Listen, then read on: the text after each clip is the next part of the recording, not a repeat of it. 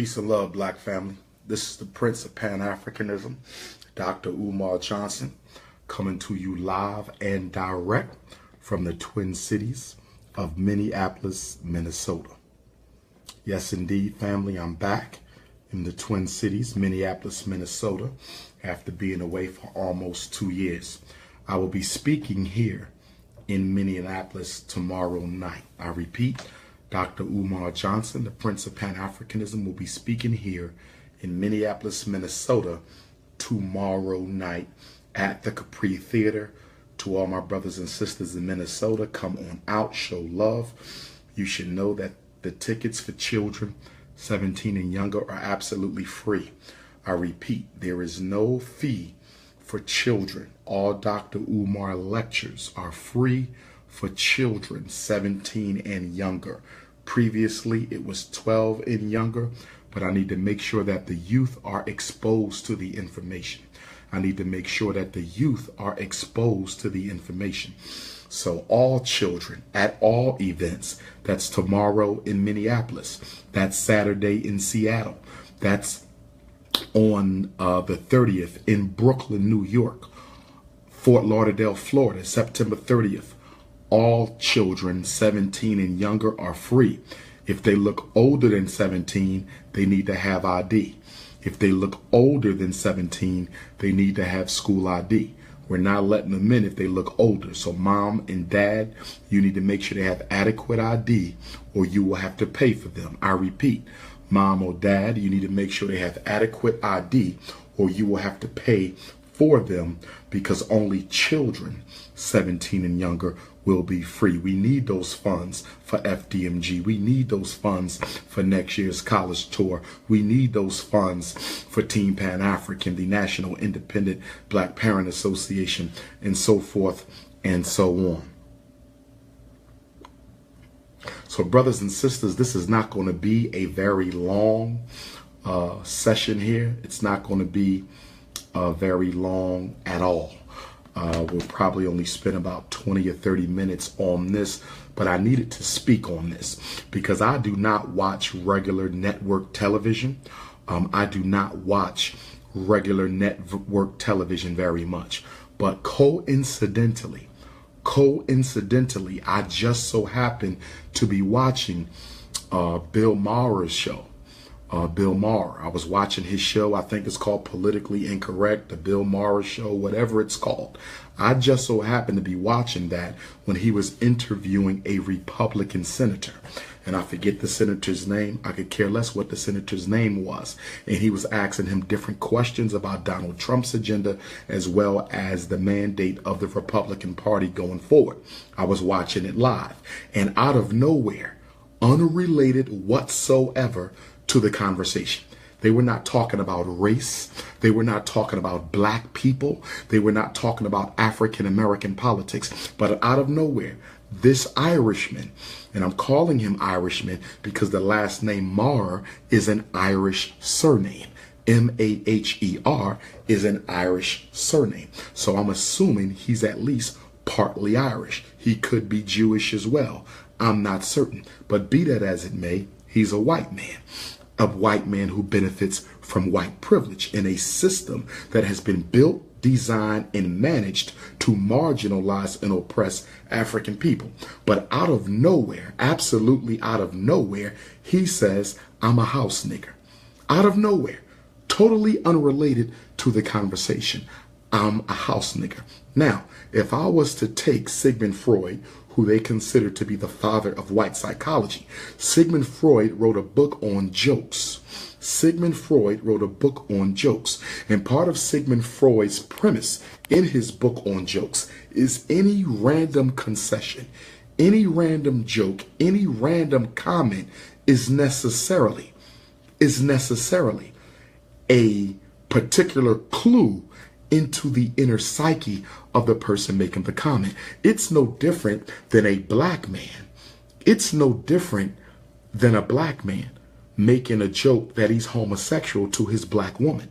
No black woman is going to laugh at their man making a joke that he's gay. If a brother makes a joke that he's gay, then that's giving his queen insight at least into the reality that he has thought long and hard on the issue. The question being, why is this particular subject matter on your mind? The premise being, why is this particular subject matter on your mind? So if a brother comes out of the blue with a gay joke, it's not even a topic of conversation. Y'all talking about something totally unrelated, and he comes out of the blue with a gay joke. That's in essence what Bill Maher did on his show in speaking with the Republican congressman. He came out of the blue. They were not discussing race.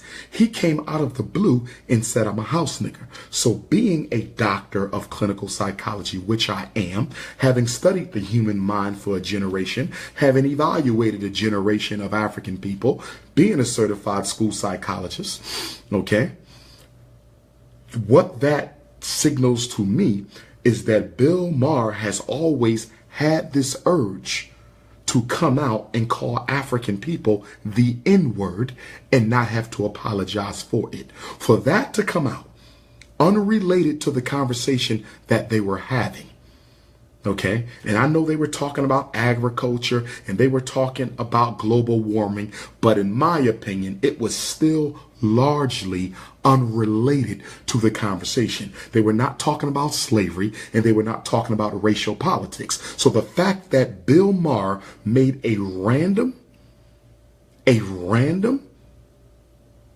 okay, unpremeditated insult to African people everywhere while talking to another privileged white male engaging in a topic and conversation that had nothing to do with us. The conversation they had absolutely nothing to do with us as African people, tells me that in his psyche, subconsciously, he and his ego have been wanting to set itself free in its ability to use the N-word in dealing with black folk. In other words, he had to appease his ego by calling us the N-word, but then trying to pass it off as a joke. Okay? Now, if he is Irish and his last name suggests that he is Irish, anyone who knows the history of Irish and African people, Irish, almost more than any other European ethnic group, it was the Irish who were predominantly responsible for the lynchings of African people. It was the Irish who were predominantly responsible for the draft wars in the Civil War. It was the Irish who were at the head of the lynchings of African people in New York City during the draft riots. It was the Irish who often went to war with African men during the Civil War because they did not want us to fight in the war against the states. It was the Irish who intimidated African people away from jobs and off of their land because they saw us as competition. They saw us as competition for the place that they wanted to occupy in the American social order. So for an Irish man, given the history of oppression that the Irish people have carried out against African people, for him to make a joke about a house nigger is absolutely unacceptable. It is unacceptable to me. It is unacceptable to you. And it should be unacceptable to Ice Cube as well. And I'm going to get back to our brother Ice Cube because I do have a lot of respect for him. But I also need to clarify my brother's contradictions as well. I'm going to get to him in a minute. Now, okay, see, the question that has to be asked is who created the house nigger? So you making jokes about the house. Who created the house? Who created this psychologically terrorized black man or woman? Who created this docile, weak and meek, apologetic African who felt the only way they could survive was to imitate, copy, and parrot the slave master, who felt the only way they could protect their children was to do exactly as the master did, to the point that you were a better white man than your slave master was. See, we have to talk about the tragedy of the house Negro. There needs to be a conversation about the tragedy of the house Negro. Because many of us in America, Black America, we still struggle we still struggle with the house Negro complex. And if Bill Maher wanted to show some degree of respect to African people, he would have just said house Negro. He could have simply said, I'm a house Negro. But he didn't say, I'm a house Negro. He said, I'm a house nigger. He didn't say, I'm a house Negro. He said, I'm a house nigger. And not to mention that when slavery ended, the American social order used the Irish man. The American social order legitimized and institutionalized the racist aggression that Irish people have always had and have practiced against Africans in America since the Irish showed up on the shores of America during the Irish potato famine, when Irish were dying in the thousands and they came to America seeking and searching for a better life. And once they showed up in America, they immediately went to war with us to take away the small little jobs and lackluster so-called opportunities that they felt that we had. So when the Civil War ended, the American social order gave these racist Irish. They legitimized the racism of Irish against African people by giving them a monopoly on the police department. I'm going to say it again. The American government legitimized and institutionalized the racism of African people. The racism they had against African people by giving them a monopoly on the police departments in this country. So whether Bill Maher is a Jew or Irish, it doesn't matter. They have all participated in the systematic oppression and marginalization of African people. I'm not going to split hairs on his European ancestry, because whether he's Jewish or Irish, they both play a part.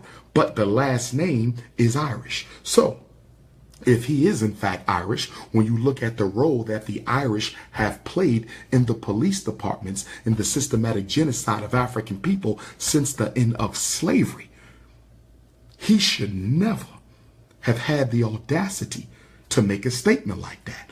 But see, this begs a conversation on white privilege. This begs a conversation on white privilege. Bill Maher would have never made the comment.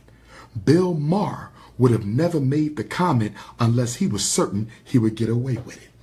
Bill Maher would have never made the comment unless he was certain that he would have gotten away with it. Now let's contrast that.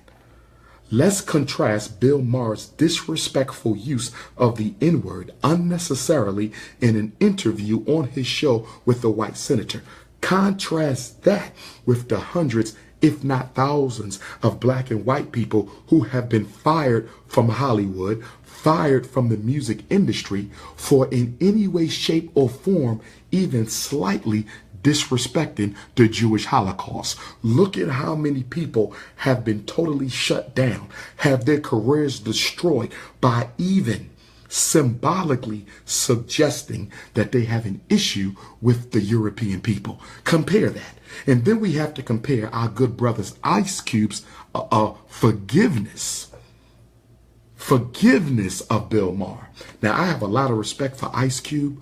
Black man, he has taken different stands on situations. I remember when he left NWA, okay, and the Jewish media cartel tried to destroy that brother, and he stood tall. He stood tall on Rodney King. When I look at even his barbershop movies, although there's coonery in all of them, there's also a very strong social message in his barbershop movies. You know, the second barbershop talked about gentrification, very powerful. The third barbershop talked about genocide, systematic genocide against Africans, particularly in Chicago. And I really appreciated how Brother Ice Cube, I really appreciated Brother Ice Cube with how he showed the positivity of the African community in Chicago. I really appreciated Brother Ice Cube and how he showed the positivity of the African community in Chicago by highlighting how, despite all the challenges our family face in Chicago, that they continue to fight and strive for higher ground. Tremendous respect for Ice Cube. Okay, he has shown consistently in his history that he can be a stand-up black man. Now, with that being said, I don't believe Brother Ice Cube went far enough. Okay, and what I mean to say by that, and I want to be very clear to my brother Ice Cube, who I respect. And this is not only to Ice Cube, this is for all of us. This is not only for Ice Cube, this is for all of us. And what I mean to say is, brother, my brother, you do not have the right or the privilege to forgive any white person for a systematic insult or attack against all African people. I'm going to say it again. I'm going to say it again. I'm going to say it again. It is very important that we as African people understand that none of us have a right or privilege to forgive any white person for an attack or insult against all African people. You don't have that right. Ice Cube had no right whatsoever to forgive Bill Maher. I know why he did it. Because we as African people, we are a good-natured, good-hearted people. We as African people, we are a good-natured, good-hearted culture. So we believe in forgive and forget. But as our late great master teacher, scholar, warrior, and fellow Pan-African nationalist, Dr. John Henry Clark said, our humanitarianism, the humanitarianism of the African has been our greatest blessing, but it has also been our greatest downfall. I'm going to repeat it. The humanitarianism of the African has been our greatest blessing, but simultaneously, it has also been our greatest downfall. It has also been our greatest downfall. Do you really think that if Bill Maher was black and he made a joke about the European Jews, if he made a joke about the Jewish Holocaust, do you really think that if Bill Maher was black and he repeated the insults that have been used against Jewish people, if he repeated the K word that has been used against Jewish people, do you think he would have his job right now? Do you think he would have his job right now? He absolutely would not. So I submit to Brother Ice Cube, my brother, you cannot forgive him for that. You can't forgive him for that. By making a joke about that, he's making a joke. He is insulting not only the memory, he is insulting the legacy of every single African person who was victimized in the American Ma'afa. In 2 years, we will be celebrating 400 years. In 2 years, we will be celebrating 400 years of the African struggle in America. August 21st, 1619 to August 21st, 2019. August 21st, 1619 to August 21st, 2019. August 21st, 1619 to August 21st, 2019. 400 years. Currently, 398 years. You're talking hundreds of millions of Africans, not just those in slavery, but those who lived in Reconstruction, those who lived in Jim Crow, those who lived in pre-civil rights, those who lived in the civil rights era, those who suffered now, the Emmett Tills and the Trayvon Martins and the Sandra Blands. Okay? For him to make a joke like that, that insensitive, tells you the type of comments that Bill Maher must make about black people when we're not around. If he's willing to say that on network television, if Bill Maher is willing to make that type of a comment on network television about African people, imagine what he may have to say about us where we're not even around, when he's exclusively around his Irish and Jewish family. Ice Cube had no right to forgive him. He had no right to forgive him. But the other thing I want to say about my brother Ice Cube, to my brother Ice Cube, and I know he was a youth. I know he was a youth. I know he was a youth at the time. But brother Ice Cube, you have to take some responsibility for what Bill Maher did. Ice Cube has to take responsibility for what Bill Maher did. And why does Ice Cube have to take some responsibility for what Bill Maher did? Because NWA, and I grew up in that era. I'm a product of the hip hop generation. And many of you grew up in that era when NWA came of age in the mid 80s. Y'all remember that. I lived through that. Ice Cube has to take responsibility, partly, some of it. Him and NWA and the whole gangster rap movement has to take some responsibility for what Bill Maher said, because NWA led the way. Niggas with Attitudes, the rap group from Compton, led the way with the glamorization of the N-word, brother. Y'all led the movement to glamorize the N-word, brother. Y'all used that N-word every chance y'all could in that album. Y'all made the N-word synonymous with black revolution. How in the hell can the N-word, a word used to systematically oppress and marginalize African people, how in the hell can that word be turned into an instrument of revolution?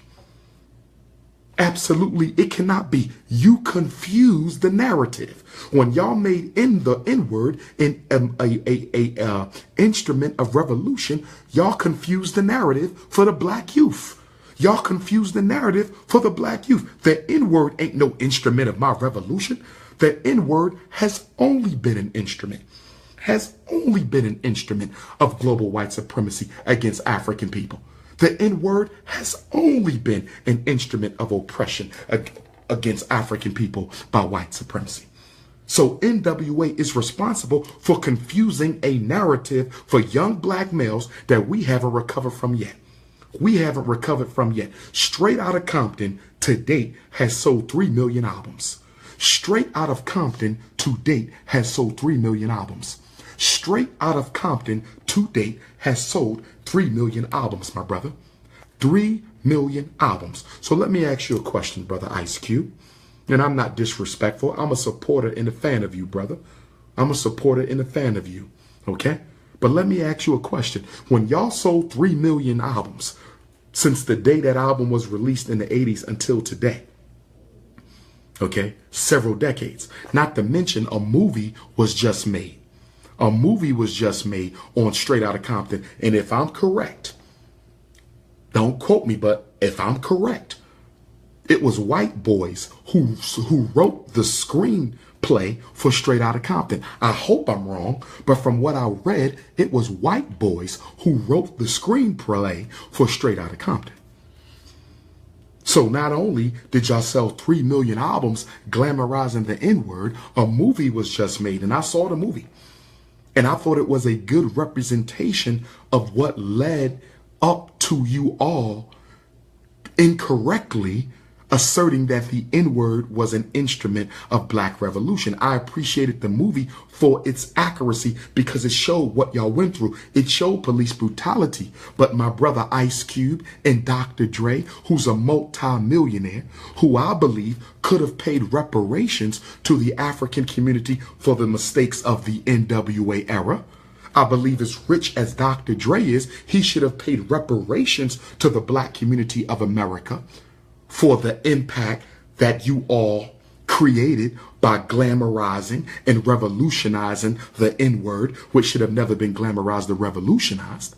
Instead of building schools in the black community, instead of building hospitals in the black community, instead of building supermarkets in the black community, instead of building banks in the black community, our good brother Dr. Dre takes millions of dollars and he gives it to, what was it, University of California with Jimmy Iovine? What did you give them, $50 million, Dr. Dre? Are you serious? A filthy rich white university whose black enrollment is almost next to nothing. A filthy rich white university whose black enrollment is almost next to nothing. And Dr. Dre gives them $20 to $50 million. Okay, so they can build a state-of-the-art music department. But what about Howard University, my brother? What about Bethune-Cookman, my brother? What about Cheney, my brother? What about Lincoln, my brother? What about North Carolina State? What about Morehouse in Hampton? What about Spelman? What about all these HBCUs, South Carolina State? All these black universities that can use $20 to $50 million, and instead of giving it to us, Dr. Dre, you could have given it to Charles Drew. There's an HBCU in Los Angeles. There is a historically black college in Los Angeles known as Charles Drew University. Because I've spoken there several times. Shout out to Dr. Ernie Smith, the foremost black ebonicist in America, who hosts the annual Ebonics Conference. I've spoken there about 3 times at the Ebonics Conference. Okay? You have an HBCU in Los Angeles. Dr. Dre could have given that money to Charles Drew, the HBCU in LA, but instead you take $20 to $50 million that you owe to black folks and you give it to a racist white institution. Unacceptable, my brother. Unacceptable, my brother. Unacceptable. So all I'm saying to my brother Ice Cube is, as you chastise Bill Maher, you have to look in the mirror. As you chastise Bill Maher, you have to look in the mirror, because the NWA movement, the NWA movement, the NWA movement is partly responsible for the normalization of the usage of the N-word in the United States and around the world. The NWA, Straight Outta Compton movement, has a serious responsibility that it must accept in the role it played to normalize the usage of the N-word in Black America, white America, and all across the United States. Those 3 million albums that y'all sold, those 3 million albums that NWA sold, who do you think bought most of them? Those 3 million albums that NWA sold, who do you think bought most of them? Those 3 million albums that Straight Outta Compton sold. I'm not even adding Niggas for Life. I'm not even adding the Eazy-E albums. I'm talking purely of the first album, Straight Outta Compton, 3 million. Who you think bought it? I'll tell you who bought it. White kids in the suburbs bought it. When we were growing up in North Philadelphia, the white boys would drive through our neighborhood. The Temple University students, the Drexel students, the University of Penn students, the LaSalle students would drive through Philadelphia bumping NWA. I still remember that as a 6th grader. I still remember that as a 7th grader. I still remember that as an 8th grader. White children bought those 3 million albums. So for Ice Cube to ask Bill Maher, why do you think it was okay to say that? Part of the reason, Ice Cube, he thought it was okay to say that because you and your group, Niggas with Attitudes, made music that was purchased by white folks to the tune of millions. Y'all made music that was purchased by white folks to the tune of millions that helped create an atmosphere where white people feel comfortable to call black people niggas. That's why he said it. That's why he said it. And you did not have any right whatsoever to forgive him for that. Because had he been black and made a joke about Jews, his show would be gone already. Had he been black and made a joke about Jews, his show would be gone already. Had he been black and made a joke about Jews, his show would be gone already. I'm just keeping it 100. I'm just keeping it 100. Because once in a while, somebody has to chastise the hip-hop community. Okay? The mainstream scholars, they don't want to chastise the hip-hop community. But I want the hip-hop community to know, West Coast, East Coast, Midwest, Southeast, if y'all Negroes is cooning, I will speak on you. Dr. Umar will speak on you, hip-hop. I will speak on you. I will speak on the fact that y'all go to nightclubs and spend hundreds of thousands of dollars on malt liquor, but our children ain't got no schools. I will speak on the fact that you Negroes will brag about owning 10 and 20 cars, but we ain't got no hospitals. I will speak on this fact that you Negroes consistently, in your videos, consistently sexually objectify black women almost as bad.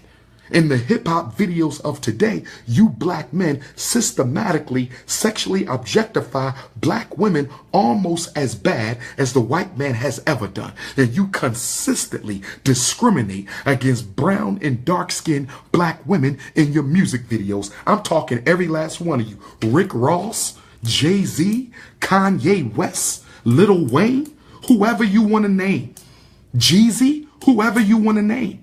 And I respect all of you as black men. But something got to be said about the fact that our leading hip-hop artists got a problem with having dark-skinned women in the rap video. I'm going to say it again. Our leading hip-hop artists got a problem having dark-skinned black women in the music video.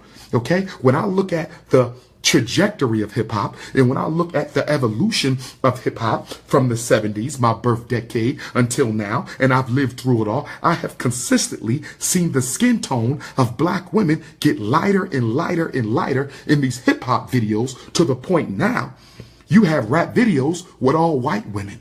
You have rap videos where you have more white women in the rap video than you have black women in the rap video. How you gonna tell me you keeping it real? How you gonna tell me you keeping it gangster? How you gonna tell me you keeping it from the hood and your video got more white women in it than black women in it? Come on, brothers.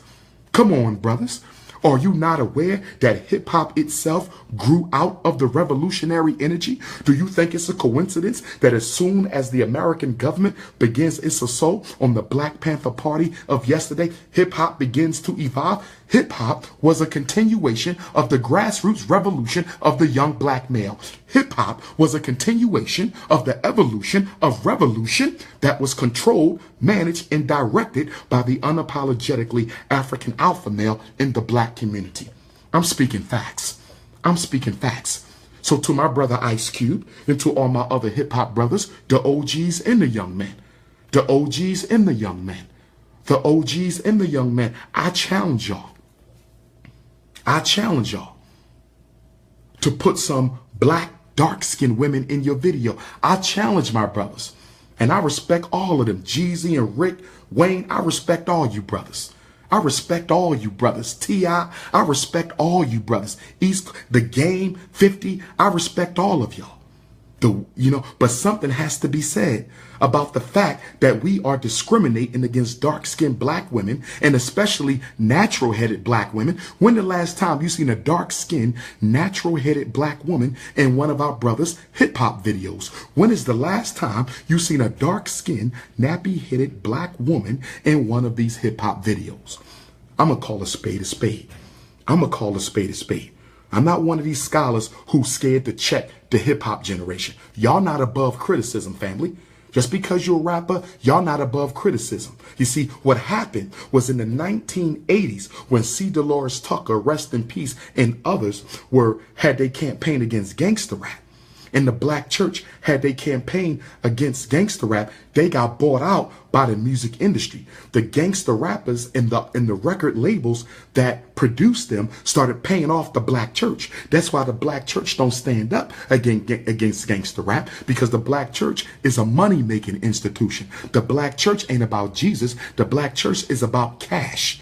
The black church ain't about Jesus. The black church is about cash. So when the rappers start paying off the church, and when the music labels stop paying off the church to cut down on the negative publicity, the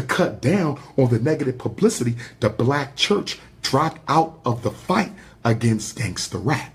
They dropped out of the fight, just like they dropped out of the fight against miseducation. The black church dropped out of the fight against economic castration. The black church dropped out of the fight against police genocide. The black church then damn near dropped out of every fight that is relevant to black America today because they've been paid to shut up. So the hip-hop community doesn't get chastised or criticized, okay, or critiqued by the church. They don't get chastised or criticized or critiqued by the conscious rappers, because they afraid that they're going to lose their opportunities if they critique gangster rap. Y'all don't get critiqued by national black leadership because they want to stay cool. So I'm telling you right now, right here, I'm a part of the hip hop community, and I will critique your ass if you cooning. Dr. Umar Johnson will critique the gangster rappers for cooning. So I'm challenging y'all, every last one of y'all, put some black women in them damn videos and show black women doing something other than shaking their ass. Show black women doing something other than shaking their ass. Put some dark-skinned sisters in them videos and put some nappy-head sisters of any complexion in those videos. Okay? We should see black women of every color. And I want my lemon sisters and butter almond and butter pecan sisters to understand that Dr. Umar is not discriminating against you. I'm not saying you shouldn't be in the video. I'm saying a rap video, any video of African people, because the R&B brothers are guilty too. The R&B brothers are guilty too. Okay? But any video, any music video of African people in any movie, should have a solid bowl of African complexions represented in that movie or video. Every video and movie about us should have a solid bowl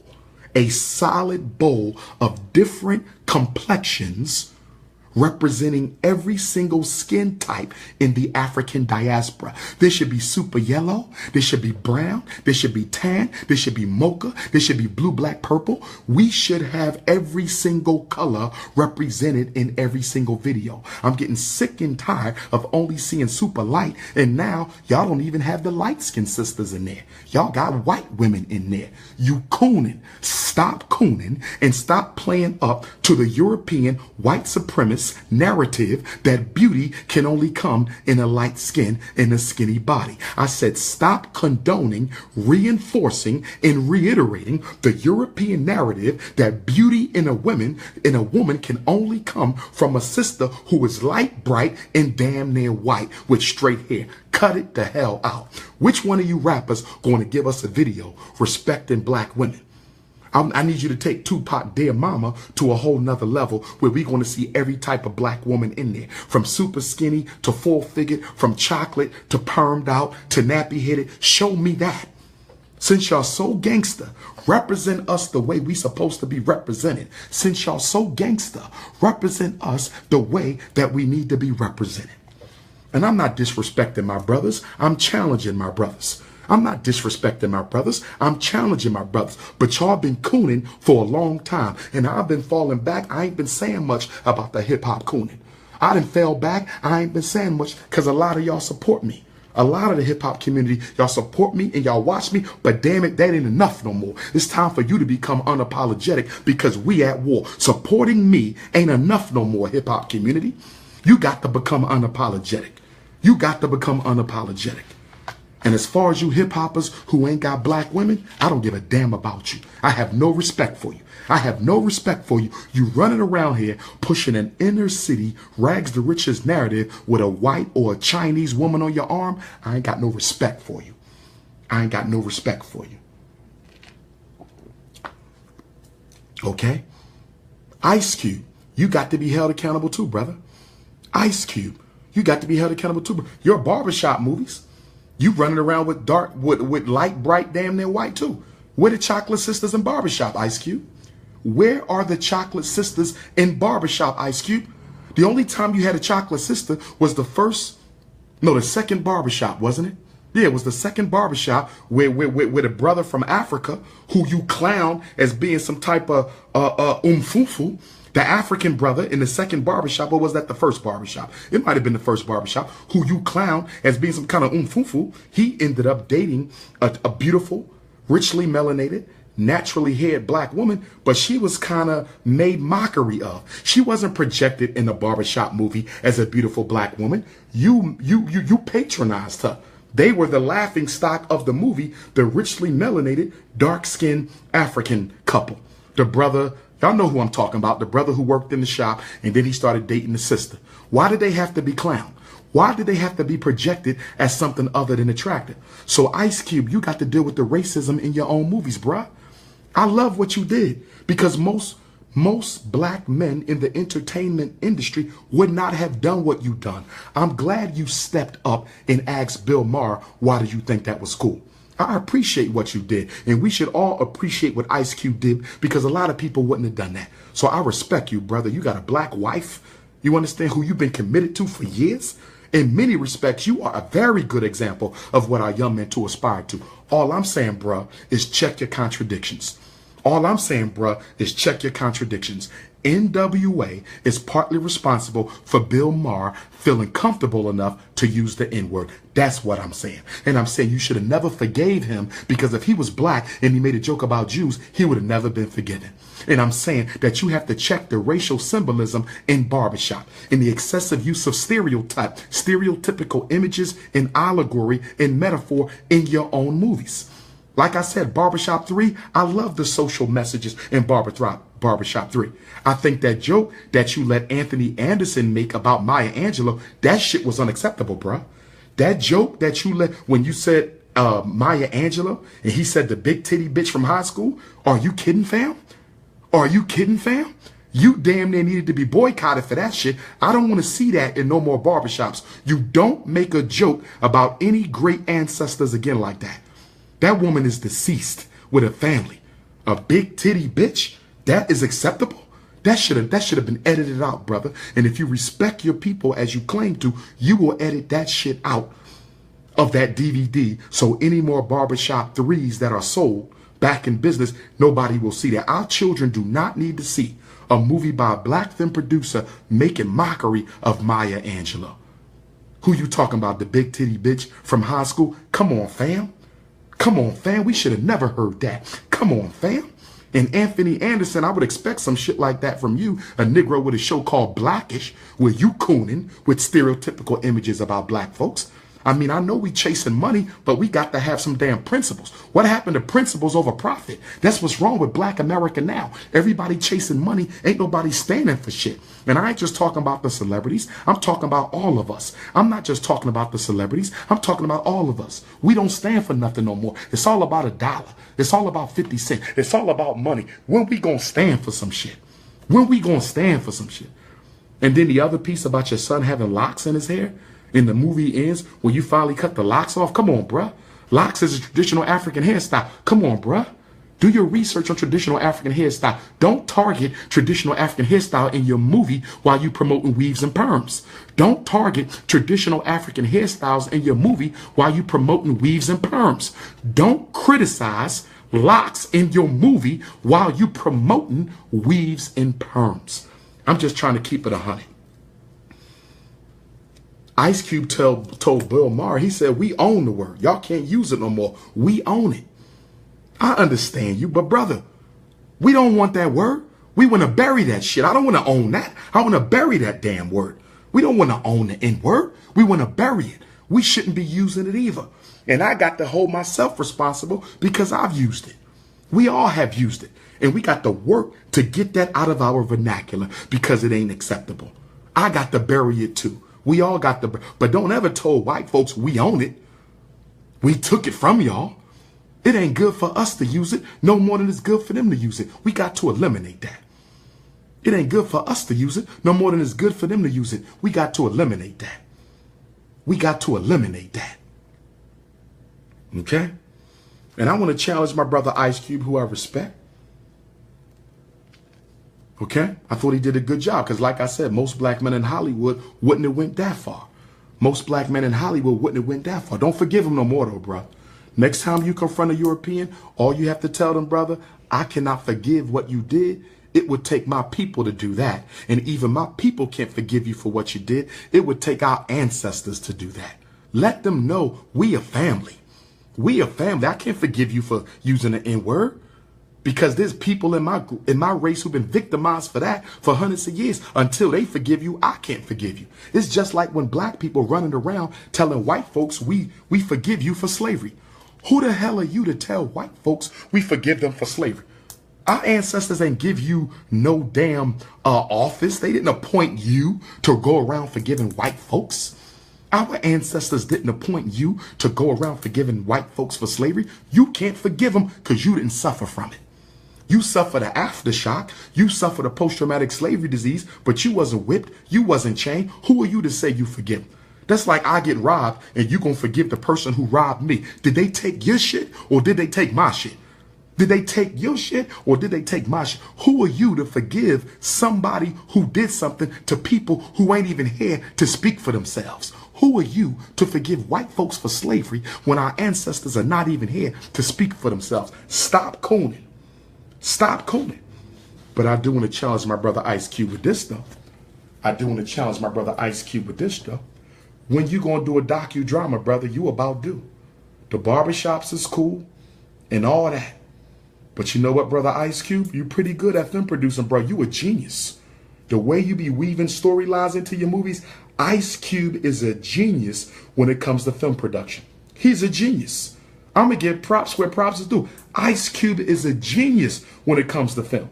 And because he is so good at what he does, I want to know when Ice Cube going to do a movie on the Haitian Revolution. I want to know when Ice Cube going to do a movie on the George Jackson prison revolt. I want to know when Ice Cube going to do a movie on Sandra Bland. When Ice Cube going to do a movie on Tamir Rice. When Ice Cube going to do a movie on Trayvon. When Ice Cube going to do a movie on Freddie Gray. When Ice Cube going to do a movie on Gabriel Prosser. When Ice Cube going to do a movie on Demar Vesey. Ida B. Wells, Fannie Lou Hamer, Martin Delaney, Patrice Lumumba, Kwame Nkrumah. I could be here all day. There's so many great African epics and time periods from our human experience. Take your pick, bruh. Take your pick, bruh. Keep the barbershops going because you got to meet a certain audience at a certain place. I understand, bruh. If you don't sell the movies, it won't be no more movies. I understand, bruh. But while you doing that, give me something strong. John Singleton hit us with the Rosewood. John Singleton hit us with the Rosewood. He should have hit us with more than that, but he hit us with the Rosewood. I give him that. We waiting on you, Ice Cube. We waiting on you, Ice Cube. We waiting on you, Ice Cube. When you gonna hit us up? So this was not a condemnation. I'm glad Ice Cube took a stand. I salute you. I salute you. This was not a condemnation. I'm glad Ice Cube took a stand. I salute you, my brother. I'm just saying you have to take a look at your contradictions too. I'm just saying you got to take a look at your contradictions. My rappers, Rick Ross and Jeezy and Wayne and 50 and Jay and Kanye and Game and all these brothers, the new brothers, I respect all y'all. I'm glad you earning legal money. I respect all y'all. I'm glad you earning legal money, but now, bruh, y'all got to start putting out some socially conscious music. That next T.I. album, I want to see something socially conscious. That next Rick Ross album, I want to see something socially conscious. That next Lil Wayne, I want to see something socially conscious. That next Jay-Z, that next Jadakiss, that next Lox album, I want to see something socially conscious, bruh. Give me a video with chocolate women with nappy hair. Give me a video with chocolate women and nappy hair. That's all I'm saying. That's all I'm saying. I salute you and I sit down. I salute you and I sit down. This is the Prince of Pan-Africanism live, Minneapolis, Minnesota, Twin Cities. I'm in town. I will be speaking tomorrow night at the Capri Theater. Doors open up at 4, lecture at 6, book signing at 8:30. Doors open up at 4, lecture at 6, book signing at 8:30. You can get your tickets at the door. You can get them online. princeofpanafricanism.eventbrite.com. Seattle, I will see you Saturday. Seattle, I will see you Saturday. I got to fly back to Philly. I was invited to a special sneak preview by the producers of the Tupac movie, All Eyes on Me. There will be a special sneak preview for certain leaders and organizers in the black community. And I think I'll be asked to give my assessment of the movie. And all I'm going to say is I hope they did not disrespect Tupac's legacy. Because as Tupac, someone who considers Tupac to be the greatest of all time, someone who considers Tupac to be the most revolutionary conscious rapper of all time, okay, he was my own personally favorite rapper, okay? I hope y'all didn't coon Tupac's image. Because if y'all cooned his image, when those newspaper reporters ask me what I think, I'm going to keep it a buck. I'm unapologetic. My community expects Dr. Umar to give the truth as unapologetically and as undiluted as possible. And that's exactly what I'm going to do. So I hope y'all didn't coon Tupac. I hope y'all didn't coon Tupac. Okay? So I'm looking forward to seeing the Tupac movie and the sneak preview. And then I'll be right back on my way to Seattle. Minneapolis, stand up. I will see you tomorrow. One love.